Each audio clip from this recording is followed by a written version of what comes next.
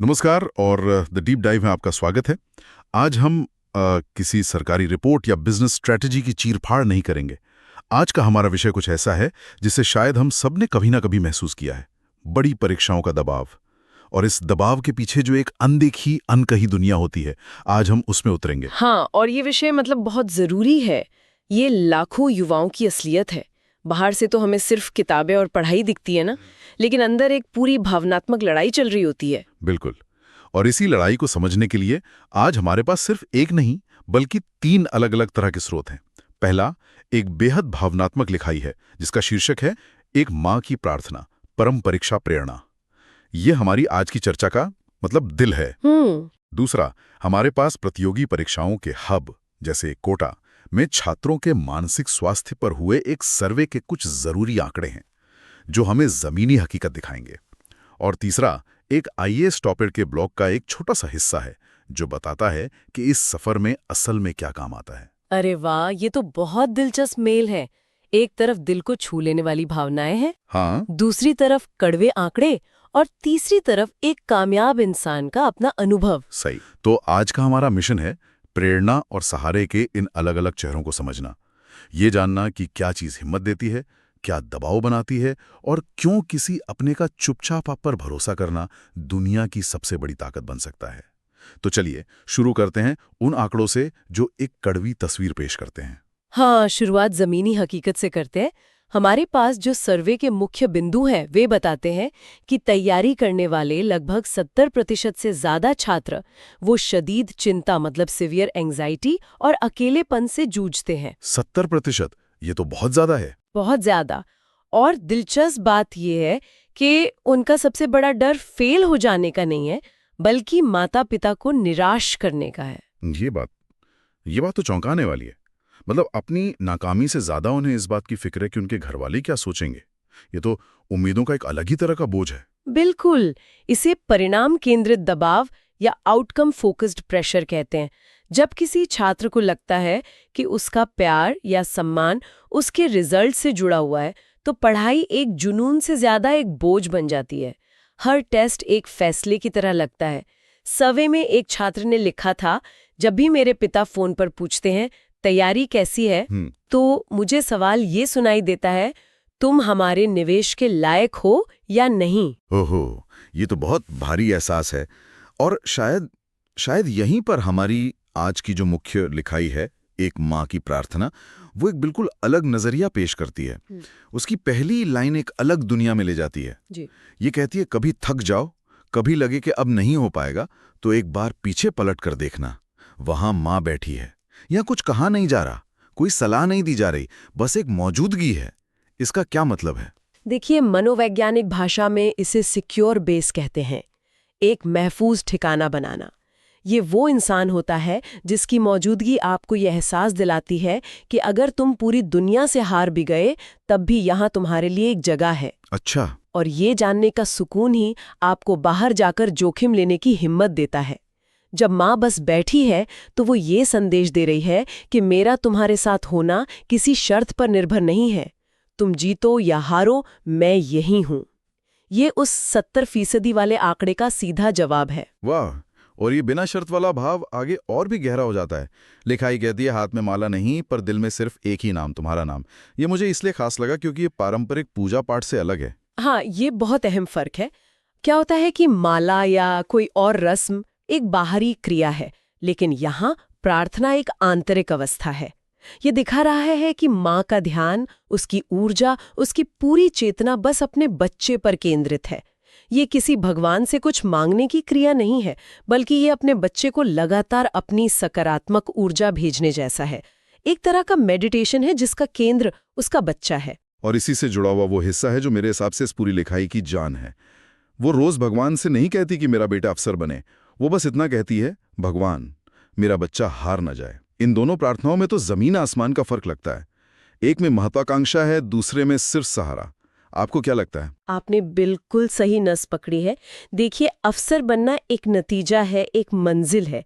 ये सफलता का एक सामाजिक पैमाना है, लेकिन हाल न जाना एक प्रक्रिया है, एक जज्बा है। ये हिम्मत बनाए रखने की बात है। अच्छा। पहली प्रार्थना में उम्मीद के साथ साथ एक अनकहा दबाव भी है कि तुम्हें ये मंजिल पानी ही है, लेकिन दूसरी प्रार्थना में सिर्फ और सिर्फ सहारा है। वो ये नहीं कह रही कि तुम मंजिल पर पहुंचो, वो कह रही है कि तुम बस चलते रहो, लड़ते रहो। ये छात्र के ऊपर से समाज और खुद की उम्मीदों का पहाड़ जैसा बोझ हटा देता है। मतलब ये प्रेरणा को ही शुद्ध कर देता है। अब प्रेरणा ये नहीं है कि मुझे कुछ बनना है, बल्कि ये है कि मुझे किसी ऐसे इंसान के विश्वास को टूटने नहीं देना है जो मेरी जीत से ज्यादा मेरी लड़ाई की परवाह करता है। हम अक्सर आंतरिक प्रेरणा या इंट्रिंसिक मोटिवेशन की बात करते हैं, यानी अपने लिए कुछ करना, लेकिन कई बार किसी और के विश्वास के लिए लड़ना कहीं ज्यादा शक्तिशाली हो सकता है। ये आपको तब भी लड़ने की वजह देता है जब आपकी अपनी हिम्मत जवाब दे चुकी होती है। लेकिन ये लड़ाई सिर्फ छात्र अकेले नहीं लड़ रहा होता। लिखाई आगे उस भावनात्मक बोझ की बात करती है जो बढ़ जाता है, भले ही नजर ना आए। जब तुम किताब बनकर के रोते हो, माँ चुपचाप रसोई में रो लेती है। रसोई का ये प्रतीक, ये बहुत कुछ कहता है ना। हाँ, ये उस अदृश्य भावनात्मक श्रम मतलब इनविजिबल इमोशनल लेबर को सामने लाता है जो परिवार खासकर माएं करती हैं। रसोई घर का वो हिस्सा है जो सबको पोषण देता है, लेकिन अक्सर माँ के लिए एकांत का कोना भी होता है। उसका वहां चुपचाप रोना ये दिखाता है कि वो अपनी चिंता जाहिर करके बच्चे पर और बोझ नहीं डालना चाहती। पर यहाँ एक दिलचस्प मनोवैज्ञानिक पहलू है। कई बार ये खामोश त्याग अगर बच्चे को महसूस हो जाए तो एक जिम्मेदारी का एहसास भी करा सकता है। उसे लग सकता है कि मेरी वजह से मेरी माँ दुखी है, और ये अनजाने में दबाव भी बना सकता है। ये एक बहुत ही अहम नुक्ता है। मतलब ये एक दोधारी तलवार भी हो सकती है। लेकिन इस लिखाई में जब छात्र अपनी सबसे बड़ी असुरक्षा जाहिर करता है, इस बार भी नहीं हुआ तो क्या होगा, तो माँ का जवाब बहुत सीधा होता है, अगली बार जरूर होगा। इसमें कोई विश्लेषण नहीं है, कोई तर्क नहीं है, और उस पल में उसकी जरूरत भी नहीं होती। जब कोई इंसान भावनात्मक रूप से टूट रहा हो तो उसे रणनीति नहीं, सहारा चाहिए होता है। उसका अपना विश्वास डगमगा रहा है, उसे एक ऐसे विश्वास की जरूरत है जो अटूट हो। माँ का ये जवाब एक तरह से होप ट्रांसफरेंस है। वो अपनी मजबूती और विश्वास बच्चे में डाल रही है, ठीक उस समय जब उसे इसकी सबसे ज्यादा जरूरत है। ये भावनात्मक फर्स्ट एड जैसा है। नहीं पता कट ऑफ क्या होती है, सिलेबस कितना बड़ा है या पेपर कितना कठिन था, ये सब तकनीकी बातें हैं जिनसे छात्र रोज जूझता है। लेकिन माँ का ज्ञान अलग है, उसे बस पता है तुम मेहनत कर रहे हो। ये बहुत खूबसूरत तुलना है। छात्र का आत्मविश्वास बाहरी चीजों पर निर्भर है। मॉक टेस्ट के नंबर, कट ऑफ, दूसरों की तैयारी, ये सब चीजें बदलती रहती हैं, इसलिए उसका आत्मविश्वास भी ऊपर नीचे होता रहता है। लेकिन माँ का विश्वास इन सब चीजों से परे है। उसका विश्वास एक अटल सच पर आधारित है, मेरे बच्चे का प्रयास। इसलिए जब बाहरी आंकड़ों की वजह से छात्र का आत्मविश्वास सबसे निचले स्तर पर होता है, तब भी माँ का विश्वास मजबूती से खड़ा रहता है, क्योंकि वो नतीजे को नहीं, प्रक्रिया को देख रही है। और यहीं पर मुझे हमारे तीसरे स्रोत, उस आईएएस टॉपर के ब्लॉग की याद आती है। उन्होंने अपने अनुभव के बारे में कुछ ऐसा लिखा जो इस बात से सीधा जुड़ता है। उन्होंने लिखा, मेरे पिताजी ने मुझसे कभी नहीं पूछा कि मेरे मॉक टेस्ट में कितने नंबर आए। वो बस सुबह 5 बजे चुपचाप मेरी टेबल पर मेरी पसंद की चाय का कप रख देते थे।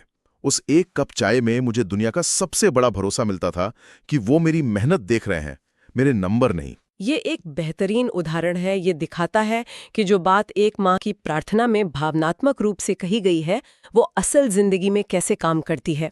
वो चाय का कप सिर्फ चाय नहीं है, वो बिना शब्दों के ये कहने का तरीका है कि हम तुम्हारे साथ हैं। बिल्कुल, ये उस सिक्योर बेस का एक ठोस सबूत है, और ये हमारे तीनों स्रोतों को एक साथ ले आता है। सर्वे दिखाता है कि समस्या प्रदर्शन का दबाव है, लिखाई बताती है कि इसका भावनात्मक समाधान प्रक्रिया पर भरोसा है, और टॉपर का ब्लॉग दिखाता है कि ये समाधान असल में काम करता है। और फिर लिखाई में वो पल आता है जिसका सबको इंतजार होता है, जीत का पल। और याद रखना, जिस दिन तुम्हारा नाम लिस्ट में आएगा, उस दिन सबसे पहले माँ की आंखों से आंसू निकलेंगे। पर वो आंसू हार के नहीं होंगे, वो सालों की दुआओं का रिजल्ट होंगे। यहां रिजल्ट शब्द का मतलब ही बदल दिया गया है। बिल्कुल, ये उस सफलता को छात्र की अकेली जीत होने से उठाकर एक साझा, एक पारिवारिक तपस्या का फल बना देता है। वो आंसू सिर्फ खुशी के नहीं है, उनमें सालों की चिंता, उम्मीदें, रात रात भर की प्रार्थनाएं और वो सारे खामोश आंसू शामिल हैं जो रसोई में बहाए गए थे। ये एक तरह का भावनात्मक विमोचन है, कैथार्सिस। इस बात की पुष्टि है कि उसका अटूट विश्वास सही था। इस भावनात्मक शिखर के बाद लिखाई का अंदाज बदलता है। ये सीधे छात्र से बात करने लगती है। ये एक सवाल पूछती है, तो अगर आज थक गए हो तो एक सवाल खुद से पूछना, क्या माँ की दुआओं से बड़ा कोई मोटिवेशन हो सकता है? ये एक बहुत शक्तिशाली तकनीक है। प्रेरणा के स्रोत को निजी से हटाकर किसी और से जोड़ देती है।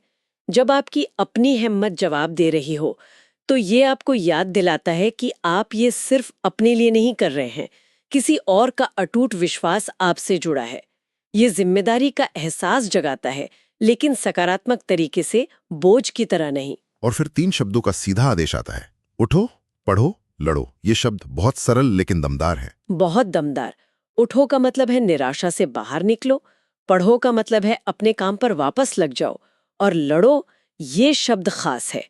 ये परीक्षा को सिर्फ एक एकेडमिक चुनौती के तौर पर नहीं, बल्कि एक जंग की तरह पेश करता है, जिसके लिए हिम्मत और संघर्ष की जरूरत है। ये पूरी प्रक्रिया को एक गरिमा देता है। ये कह रहा है कि ये सिर्फ एक परीक्षा पास करना नहीं है, ये एक लड़ाई जीतना है। तो आज हमने आंकड़ों की कठोर दुनिया से लेकर एक माँ के दिल की नरम दुनिया तक का सफर तय किया और उसे एक असल कामयाबी की कहानी से जोड़ा। इस पूरी चर्चा का सार ये लगता है कि प्रेरणा हमेशा बड़े लक्ष्यों या महत्वाकांक्षा के बारे में नहीं होती है।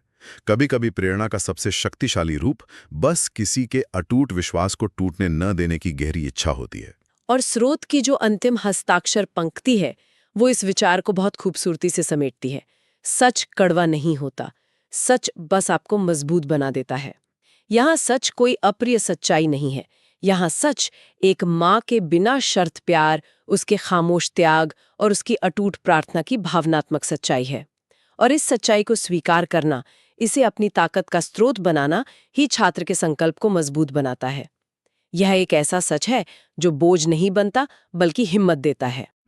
ये लिखाई पूरी तरह से प्रेरणा के स्रोत के रूप में माँ के नजरिए पर केंद्रित है, जो बहुत शक्तिशाली है। लेकिन ये हमें एक आखिरी सवाल के साथ छोड़ जाती है, जिस पर सोचना जरूरी है। किसी अपने के भरोसे से हिम्मत लेना यकीनन बहुत ताकतवर है, पर एक छात्र इस बाहरी प्रेरणा को उस अंदरूनी आत्मनिर्भर प्रेरणा के साथ कैसे संतुलित करे, जो सिर्फ इस परीक्षा के लिए नहीं बल्कि आगे की जिंदगी के लंबे